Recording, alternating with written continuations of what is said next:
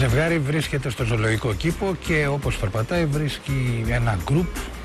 Υπάρχει κάποιος ο οποίος ενημερώνει εκεί για τα ζώα, πλησιάζει, γίνεται ένα με αυτό, ακούνε που λέτε, λέει αυτός είναι ο ελέφαντας, το μεγαλύτερο ζώο της ζούγκλας, είναι πάρα πολύ καλό, να ξέρετε ότι τρώει μόνο καρπούς και όταν κάνει έρωτα κάνει περίπου μισή ώρα. Εκείνη τη στιγμή γυρνάει η σύζυγος, χτυπάει το άντρα της, τα βλέπεις Γιάννη, μισή ώρα, κάνε μας τη χάρη ρε παιδί μου, ρεζίλιγε μου κάνεις. Προχωράνε πιο μετά, βρίσκουν την καμιλοπάρδαλη, αυτή είναι η καμιλοπάρδαλη, το πιο ψηλό ζώο της ζούγκλας, πάρα πολύ όμορφο, τρώει και αυτό καρπούς και όταν κάνει έρωτα κάνει περίπου 1/4. Πάλι σύζυγος χτυπάει τον άντρα, τα βλέπεις Γιάννη, 1/4. Σταμάτα ρε παιδάκι μου, με κάνεις ρεζίλι, δεν το καταλαβαίνεις.